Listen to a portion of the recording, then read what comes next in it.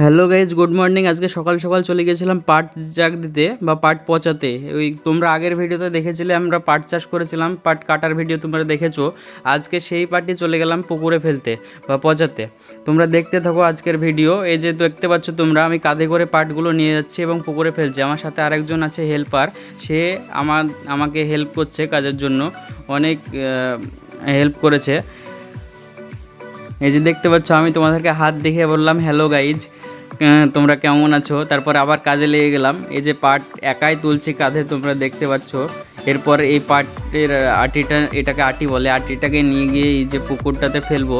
এরপর পাটটা মিনিমাম 15 থেকে 20 দিন এভাবেই পচবে। পচানোর পর আবার ধুতে হবে, তখনকার ভিডিও তোমাদের সাথে শেয়ার করব। তোমরা দেখো এই যে কত সুন্দর প্রাকৃতিক সৌন্দর্য, একমাত্র গ্রামেই থাকে এগুলো, তোমরা দেখো।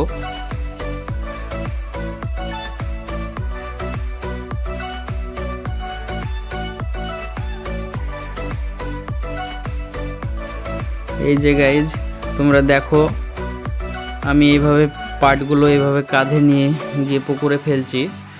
আর আমার সাথে যে হেল্পার আছে সেও পাটের জাগের উপরে এবার মাটির যে কাদা হয় সেগুলো দিচ্ছে পুকুরের নিচ থেকে তুলে, এবং আমিও তাকে হেল্প করছি। এবার আমিও নেমে গিয়েছি, আমিও ওগুলো, আমি যদিও ঠিকমতো করা জানি না, সেই দাদাটার কাছে আমি শিখছি, দেখে দেখে করছি এবং হয়ে গেল, এবং আমি উঠছি।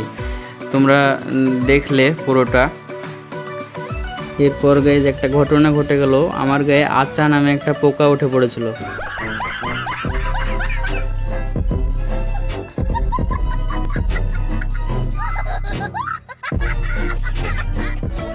তো গাইজ পাট জাগ দিয়ে আসার পর একটা বাড়িতে নিমন্ত্রণ ছিল বিরিয়ানি খাওয়ার জন্য, সেখানে গিয়ে বিরিয়ানি খাচ্ছি এবং তোমাদের সাথে ভিডিওটা আজকে এই পর্যন্ত শেষ করলাম। তোমরা লাইক, শেয়ার, কমেন্ট করে দিও এবং সাবস্ক্রাইব করে দিও।